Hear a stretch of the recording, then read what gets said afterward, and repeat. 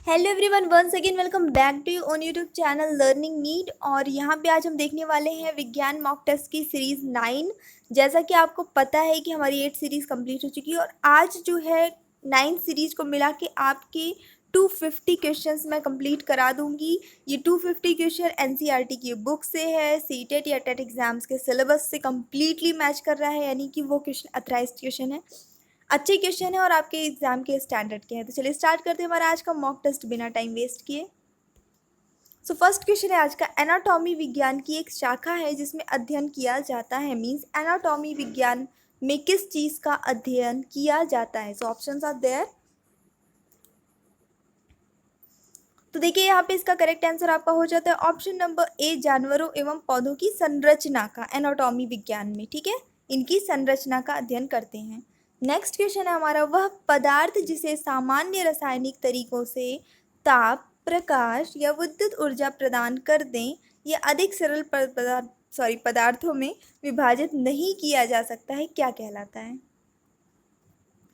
Means जो उसको और भी ज़्यादा सरल, एक लाइन बस पिक करिए कि जिसको और अधिक सरल पदार्थों में विभाजित नहीं किया जाता है, तो वो क्या कहलाता है, आपका तत्व यानी एलिमेंट कहलाता है।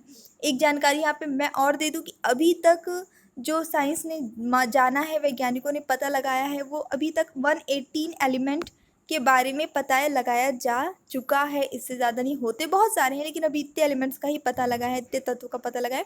8th क्लास की बुक से है ये, आपकी एनसीईआरटी बेस्ड है। चलिए देख लेते हैं नेक्स्ट। लेज़र के बारे में निम्नलिखित में से कौन सा कथन गलत है, गलत बताना है। लेज़र एक इलेक्ट्रॉनिक उपकरण है जो प्रकाश का उत्पादन करता है। देखा जाए तो यह एक विद्युत चुम्बकीय विकिरण है। यह विद्युत चुम्बकीय विकिरण ऑप्टिकल प्रवर्धन के माध्यम से किया जाता है। हीरे में भी लेज़र बीम के माध्यम से ड्रिल करके छेद किया जा सकता है।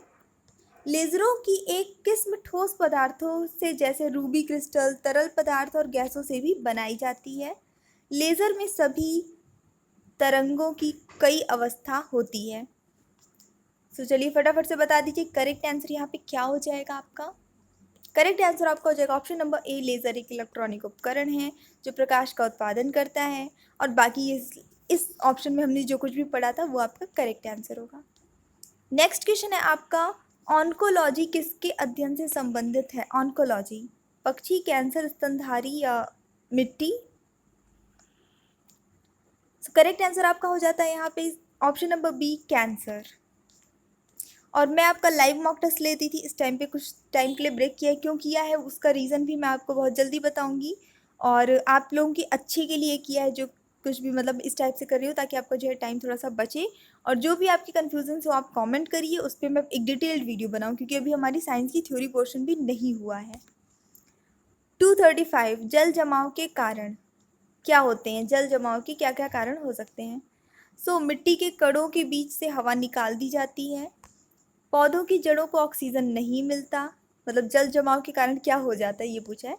पौधे विपरीत तरीके से सांस लेने लगते हैं जिससे शराब पैदा होती है और उन्हें मार डालती है। उपरोक्त सभी सही हैं। तो यहाँ पे करेक्ट आंसर आपका हो जाता है ऑप्शन नंबर डी, उपरोक्त सभी सही हैं। उस प्रणाली का नाम बताएं जो आपके द्वारा की जाने वाली हर गतिविधि को नियंत्रित करती है। और ये बहुत इजी क्वेश्चन है, इसमें कुछ भी ऐसा स्पेशल नहीं है। आई थिंक आज के मॉक टेस्ट में इजी है, इसके पहले वाले में काफ़ी अच्छे थे, पर कोई बात नहीं। नेक्स्ट जो आपको दूंगी वो थोड़ा सा और डिफिकल्ट लेवल रहेगा। करेक्ट आंसर आपका हो जाता है ऑप्शन नंबर ए, तंत्रिका तंत्र, मतलब कि नर्वस सिस्टम। मेढक का औसत जीवन काल कितना होता है। कुछ आपको हमेशा याद रखना है, जैसे मेढक का, इंसानों का, कछुए का, ये कुछ जो है वो बुक्स में क्योंकि अवेलेबल है 6th क्लास की बुक में, तो ये आपको पता होना चाहिए। करेक्ट आंसर आपका यहाँ पे हो जाता है ऑप्शन नंबर बी, 5 से 15 वर्ष तक मेढक का जीवन काल, औसत जीवन काल होता है, लाइफ स्पैन। वनस्पति तेलों के हाइड्रोजनीकरण में ब्लैंक का प्रयोग किया जाता है, किसका प्रयोग करते हैं। The correct answer will be option number C, nickel, nickel का प्रयोग किया जाता है। नेक्स्ट क्वेश्चन, रीढ़ की हड्डी मस्तिष्क के किस हिस्से से निकलती है। रीढ़ की हड्डी तो ये निकलती है मस्तिष्क के सेकंड मेडुला पार्ट से, यानी मज्जा जिसको आप कहते हैं हिंदी से मेडुला। आपका यहाँ पर है, किस प्रकार आयोडीन को पोटेशियम क्लोराइड और आयोडीन के मिश्रण से अलग किया जा सकता है। ये एक बहुत ही डिटेल्ड और इम्पॉर्टेंट चैप्टर है साइंस का, आई थिंक 6th क्लास का है। ये ज़्यादा हाई स्टैंडर्ड नहीं है, लेकिन क्वेश्चन एग्जाम के पर्पज़ से ये बहुत अच्छा है, आएगा ही पक्का, इससे एक क्वेश्चन आएगा। करेक्ट आंसर आपका हो जाता है ऑप्शन नंबर डी, ऊर्ध्वपातन यानी सब्लिमेशन की प्रोसेस से, ठीक है, इसे अलग किया जाएगा। नेक्स्ट क्वेश्चन आपका है, न्यूमिज्मैटिक किसके अध्ययन से संबंधित है। आज मैंने अध्ययन वाला जो है क्वेश्चन ज़्यादा इसमें इंक्लूड किया है, क्योंकि ये छूट रहा था कहीं ना कहीं।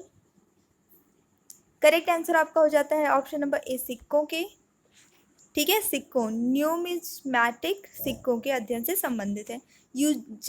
यूजेनिक्स किसके अध्ययन से संबंधित है।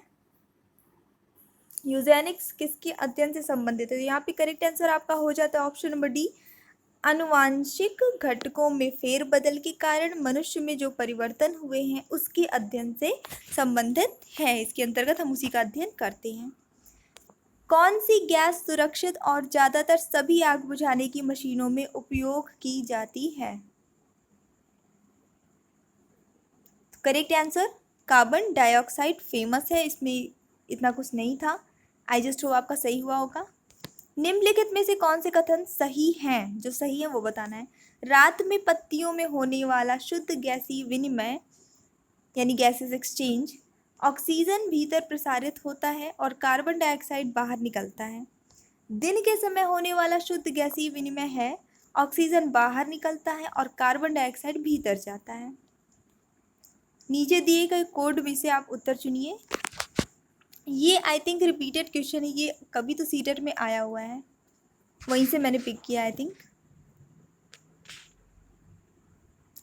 ओके, सो यहाँ पे आपका करेक्ट आंसर हो जाता है ऑप्शन नंबर सी, दोनों ही सही हैं। नेक्स्ट क्वेश्चन, पोन्स, सेरिबेलम और मेडुला किस मस्तिष्क का भाग है। देख लीजिए, अग्र मस्तिष्क, मध्य मस्तिष्क, पूर्ववर्ती मस्तिष्क या उपरोक्त में से कोई नहीं। सो करेक्ट आंसर आपका यहाँ पे हो जाता है ऑप्शन नंबर सी, पूर्ववर्ती मस्तिष्क यानी हिंड ब्रेन, ठीक है। मेडुला, सेरिबेलम ये सारे हिंड ब्रेन के ही पार्ट हैं। कछुए का औसत जीवन काल, जैसा मैंने आपको बताया कि कछुए का, मेढक का, मनुष्य का कुछ बेसिक है, आपको याद रखना है, हमेशा याद रखना है। सो करेक्ट आंसर इसका क्या हो जाएगा, 150 से 200 वर्ष औसत जीवन काल है, ठीक है। यस, ये वही चैप्टर बहुत इंपॉर्टेंट है, इसकी पूरी थ्योरी मैं आपको देने वाली हूँ बहुत जल्दी, कल परसों में दे दूंगी, क्योंकि ये बहुत इंपॉर्टेंट चैप्टर है। तो इसको डिटेल से हम समझेंगे, जितना ज़्यादा इन्फॉर्मेशन हो सकेगा उतना इसमें इंक्लूड करेंगे। ये चैप्टर मिस नहीं करना, इंपॉर्टेंट चैप्टर है।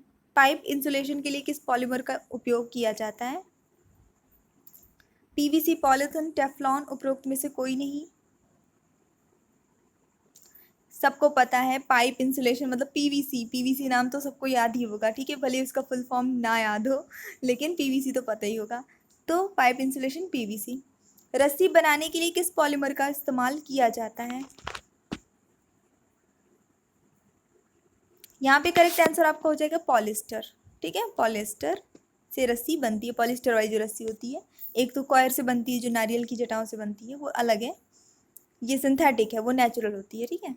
हमारे शरीर में अनैच्छिक कार्यों को किसके द्वारा नियंत्रित किया जाता है। जो अनैच्छिक कार्य होते हैं, न चाह के भी हम कर लेते हैं।